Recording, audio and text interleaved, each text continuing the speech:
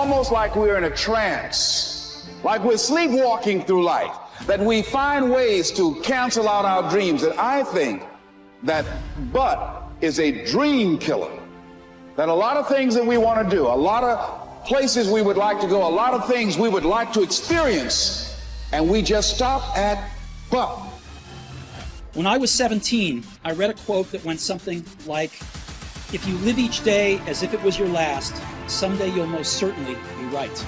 It made an impression on me, and since then, for the past 33 years, I've looked in the mirror every morning and asked myself, if today were the last day of my life, would I want to do what I am about to do today? And whenever the answer has been no for too many days in a row, I know I need to change something. Betray your destiny and see how long it takes you to be drowning in a storm. It'll happen immediately, and of course it will, because what's calling you to be your best is exactly the thing that's pushing you forward to manifest yourself most fully in the world. It's what you need. You run away from that, the boat's going to start to rock very, very quickly. Well, what does that mean? Well, what else would come out of chaos? You know, if you fall apart and then you put yourself back together, what is it that comes back out? Well, at least you're in better shape than you were before, you know, and then maybe you do that 20 times in your life, or 50 times, and you do it voluntarily. Your purpose is easy to do. Your purpose comes natural for you. Your purpose brings you energy. Your purpose brings you life. It's okay not to have a grand dream. It's okay not to be able to do that yet. It is very okay not to be extraordinary. You don't need that to love yourself. But what you do need is purpose. What you do need is to take that time to define what is it that you're trying to do with your life? Why do you matter? What is it that you're going to be able to bring to yourself and to the world? And it doesn't have to be big. It just has to be real. What would you like to do? What do you believe you've been destined to do? What talents, skills, giftings, and abilities do you possess to support your desire to do it? What are your motives for wanting to do it? Why do you want to become what you are looking to become?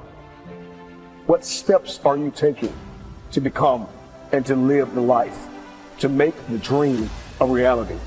Because this world needs your purpose. And so every day you got to give it up. Every day you got to give this world what you got. Every day you got to give everything you got to this world, because that defines your legacy. What are you going to leave behind? Let today be the start of your journey to success in a life built on your power, not anybody else's. Let yourself be your future, and let this start to define the legacy that you'll be proud to leave behind. I don't think you determine what your purpose is. I think you discover what your purpose is. There's a difference. Determining indicates deciding. And I don't think you decide. I think if you go about it the right way, you discover it. Like there's some people that should be painting all day.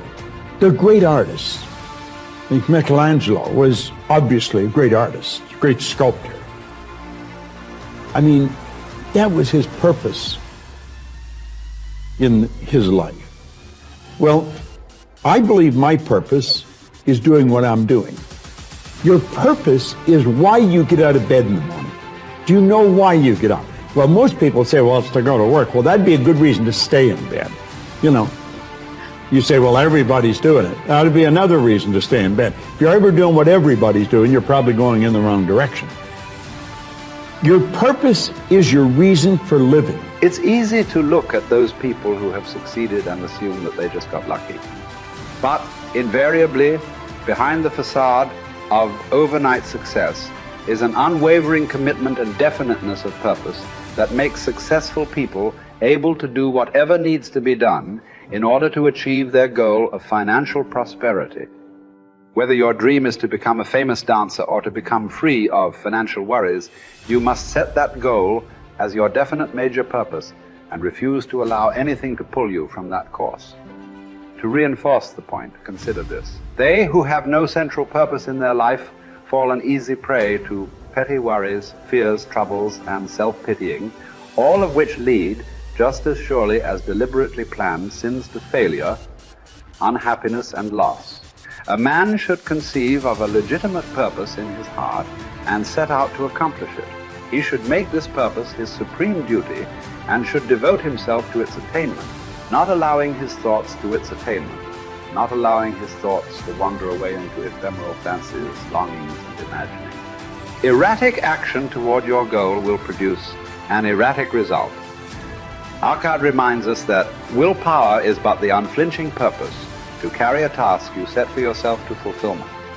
If I set for myself a task, be it ever so trifling, I shall see it through. How else shall I have confidence in myself to do important things? What is it that you most want to achieve? Whatever it is, decide your goal and remind yourself of it every day as soon as you wake up. Make everything you do lead to that outcome. Winners are people with definite purpose in life. Take action. Lack of decision-making skills is near the head of the major causes of failure. So if not knowing what your definite major purpose causes obvious challenges toward its attainment, then changing your mind every 5 minutes about the target comes a pretty close second. After all, how can the invisible forces of the infinite intelligence mobilize to convert emotionized thought into reality if you keep changing your mind? Procrastination, the opposite of decision. The opposite of decision is a common enemy which practically every man must conquer. Procrastination is motivated by shame. People put off tasks, either consciously or unconsciously, because they believe they will experience shame if they complete the task. Perhaps they feel their efforts won't be good enough, or that their position of authority could be questioned if their attempt is unsuccessful. It is therefore safer to procrastinate and blame external sources for lack of results than to try and have to admit failure. Procrastinators very often see themselves at the top of the mountain, but they don't want to learn how to climb. But what if it's not fence? Sitting, that's slowing you up, but inability to make decisions in the first place. It has been thought that those that make decisions quickly are working on some sort of sixth sense, and certainly. However, cognitive psychologist Gary Klein, with his studies into decision-making processes in life and death situations, shows there is something less esoteric at play too. He concluded that far from being weighed down by knowledge, information, and memories, those with experience in a certain area were able to assess situations and mentally simulate their outcome faster than a novice could get a notebook out.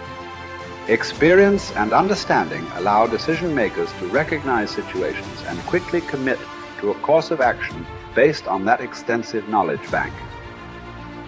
So building information, knowledge, and experience, often through failure, is an essential piece of the success puzzle. There is no more miserable human being than one in whom nothing is habitual but indecision. Take full responsibility for your life. Accept where you are and the responsibility that you're going to take yourself where you want to go. Someone said we have two primary choices in life. We can either accept conditions as they exist, or we can take the responsibility to change them.